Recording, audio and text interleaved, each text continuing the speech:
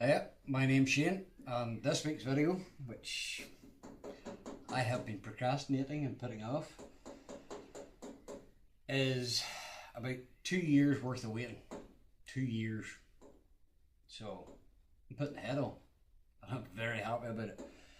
Now, lesson learned from the last video, I mumble, which is a big issue. Second issue, turn the camera the correct way. That was a big mistake. But I have the engine sitting ready. I have new bolts. I have new nuts. I have a new head gasket. The head wasn't machined, but the head's in quite good condition. So I disassembled it, cleaned it, checked it to make sure that the valve seats were sitting right. All the usual B's and Q's that need done. But I've never fitted a head before. Not by myself. So definitely I have been using YouTube heavily up to this point, and this one's going to be an educational one for me as much as you. But I have painted the head. I'm going to show you here in a wee minute. I painted the head separately because there's a heat shield, and if I was to put the heat shield on before I paint, I'd have to paint the heat shield or mask horrifically everything around the engine. So I'm painting the bits on the heat shield that need painted. It's the back section. Painting the head independently of the body. I painted the engine block independently, and then that area will get largely masked off for the final gloss coat. But when it comes to the final paint job, I think I'm going to disassemble the front axle, bonnet, wings separately. Anything that can come off, I'm going to take off and I'm going to paint individually, because it's not the way it should have been done from the factory. At the end of the day, I'm not building something for a show, I'm building something for myself, and there is nothing I hate more than a tractor that has got everything grey. Starter, cables, oil filter housing, everything's just flat grey. So if it's brass, I'm going to polish it. If I can't polish it because it's brass, I'm going to try and save it as much as I can. There's a few brazed pipes, I'm going to expose them, buff them.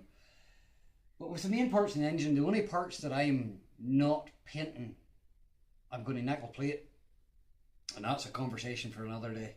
I'm not sure just how good a job I'm doing of the plating, but you live and learn. So in this video, it's going to be fitting the head and possibly fitting the rocker shaft, but we'll see how we get on. So what I'm going to do here is I'm going to do a dry fit. I'm just going to put in two of the studs, and I'm going to lift on the head. I want to show what I was meaning by the heat shield. I hate doing this, but when I lift this boy on, he's not the lightest thing I've ever lifted.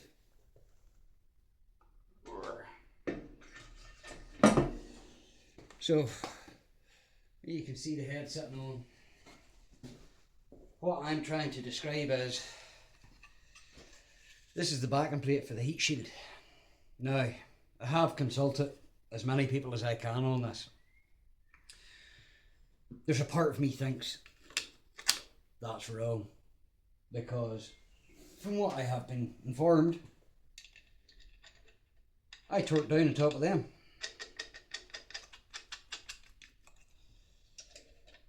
And there's just something in me that tells me I shouldn't be torquing down on top of the bracketry for a heat shield. I should be torquing down on the head, and then this would go on top. But if I do that, what happens then is, see, I'll just run this nut on here. For starters, there's not enough threads really to do that, but it would sit, what is that, about 20 mil.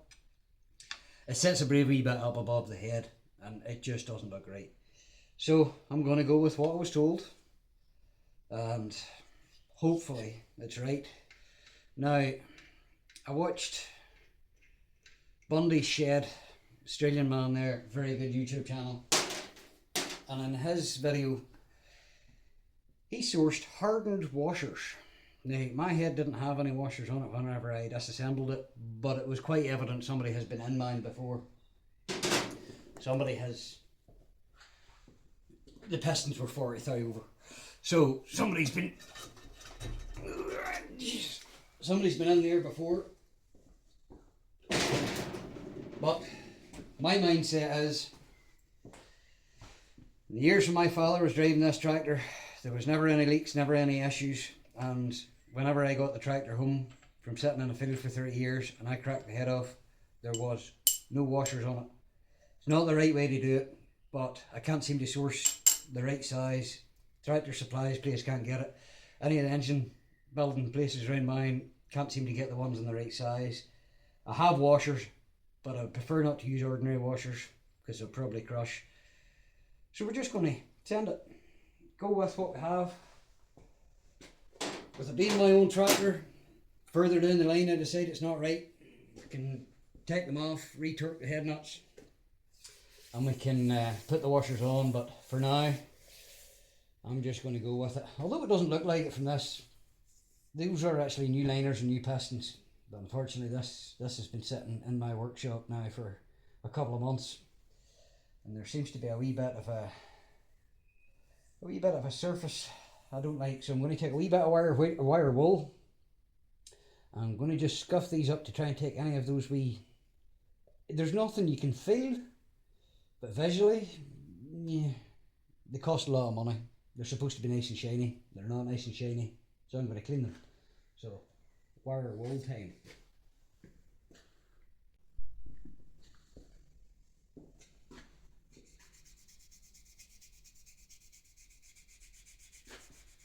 I'm probably wasting time, but this is my only chance, and I don't want it leaking. And if me not doing this was the reason it leaked, I would be very annoyed. It's taking a right off, but I think it's probably a form of flash rusting, just with them sitting. They were coated in oil, and obviously you have to clean them and degrease them and all to fit them, but it should have been done at the time. Head should have been on at the time. I wanted to do a bit of work to the head, but that's my excuses and I'm sticking to it. So I have went through and I have tapped, checked all the threads in every one of these. And the wee oil, don't know what you would describe it. The oil comes up through this here. I actually got it's a brush that I cleaned my spray gun with. It's just a wee pipe cleaner, and it was just the perfect size to go down through that, and I was able to cut the end of it off and extend it to whatever length, and I was able to run it down through. I'm glad I did it because the gunk and the dirt that came out, I've cleaned everything else in this engine, but that's one bit I hadn't done. And if I hadn't done that, I would have been very upset because there was a thing like a slug came out of that. So again, tractor sitting 30 years, more than 30 years, 33 years or something. Oil sitting that length of time, obviously, it's going to get bad and it's going to be an issue. But I'm going to use a taste of Loctite. Well, I have a Loctite 243. Medium strength. So I'm going to use a taste of Loctite on the main block only, on the coarse threads. Now, I'm not going to get carried away with that. It's just more so for my own sanity, we'll call it. I don't want to put too much on them because, as was described in Bundy's video, the excess around the Loctite can cause a reason for it not to seal.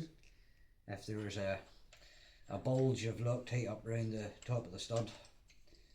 But I'm very glad that there's people like him that do videos to explain this sort of stuff, because without those videos, without YouTube, I wouldn't have been able to do this. We're just putting a wee strip on the end of them, It's as much so if I ever go to crack the head off, I would rather leave the studs in the head, but realistically the heat probably will degrade the Loctite over time. This is more, it seems like the right thing to do, so I'm going to do it.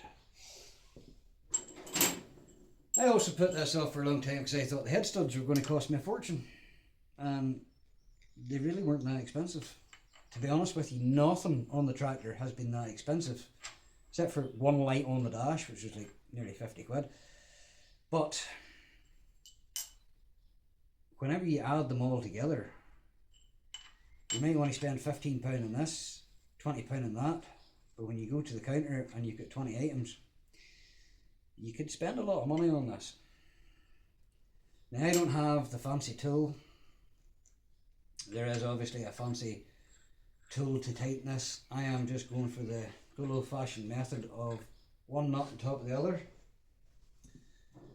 and on the videos and the descriptions I've seen, you just sweeten that up, and I'm going to leave it then to the Loctite sets, and then when I come back later on, I'm going to torque them from the top with no Loctite. They shouldn't need to be forced too much into the block, but again, I am winging it, so I'm sure there's somebody going to tell me I'm doing it wrong. And to be quite honest, I don't mind, because this is my tractor, and if this saves her from going into a scrap pile or rotting away in a field, that's good enough for me. Yeah, one head bolt short. Ta-da. There we go.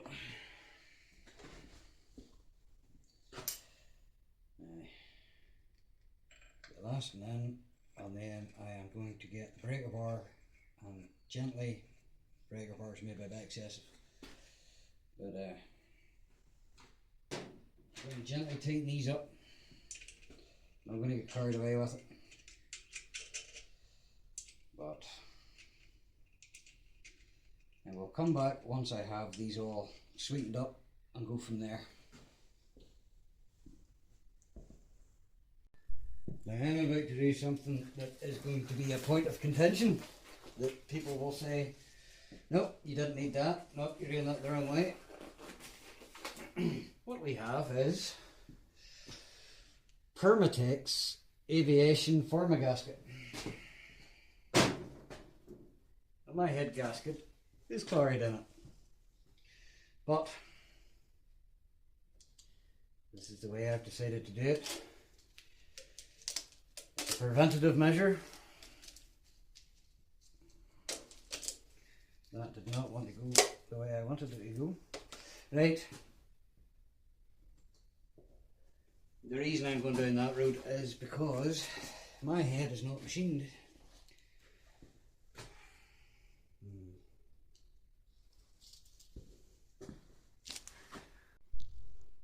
Now for the head.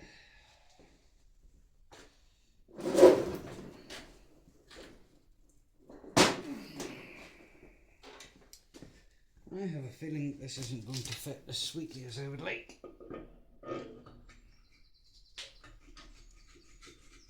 Oh, we're flying. Yes.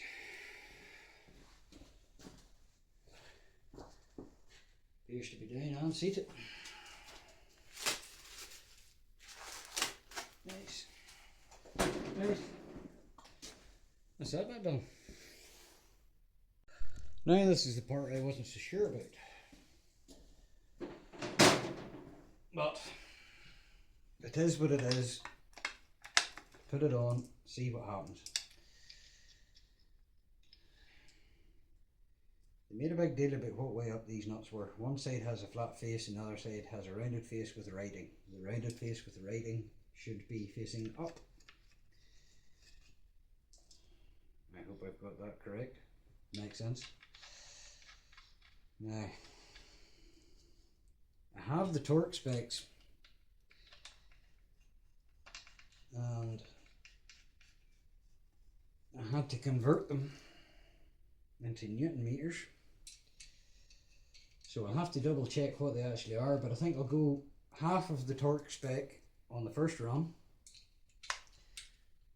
in the pattern that it gives you in the manual, the sequence that it tells you to do it. I'm just going to follow it. I wouldn't normally, but on this occasion I think it's probably best to do things by the book.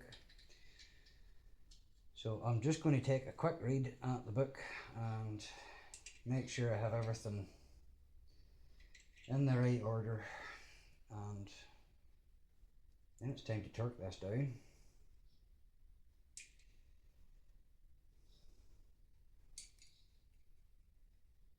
Right,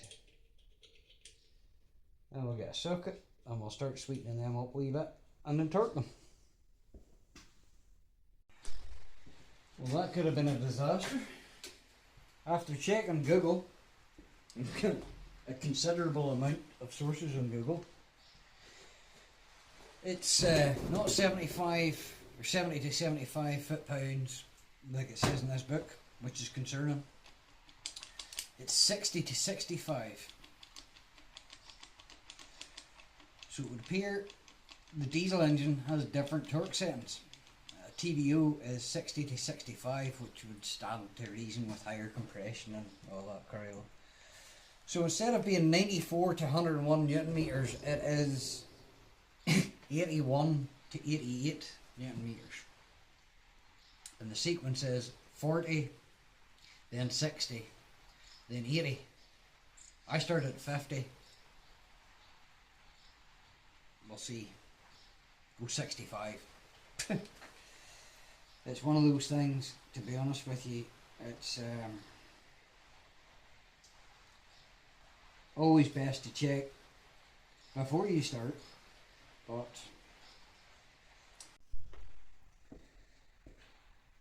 so with my excitement and going through all the online jargon about what the torque settings were,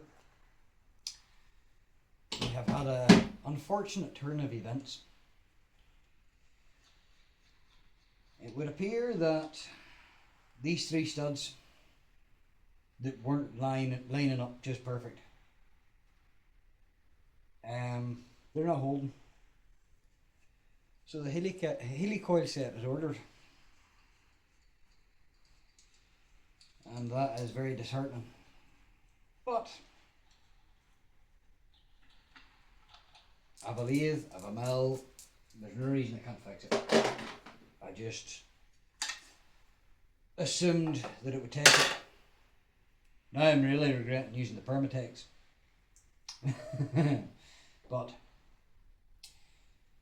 these three here got to about 50 Newton meters, 50, 55 Newton meters. And when that one spun, I thought I'd see what other ones would spin. So these three in the middle have spun.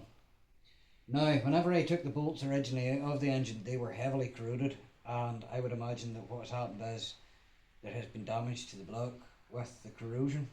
Now, I did clean these all out with the correct size tap, but I did notice, especially this one, tap was very free to come in and out, and I thought, it'll be fine. It appears not fine.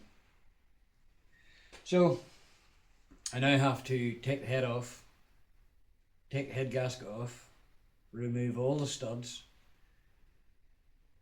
get out the thinners and remove all the Permatex that I put all over the head gasket to try and save it. And strip the whole thing down, clean them all again, and wait for the helicoil set to come in. And then do it all over again. So yeah, this isn't the video I wanted, but it's real life. So now I have to try and figure out what's the best way. There we go.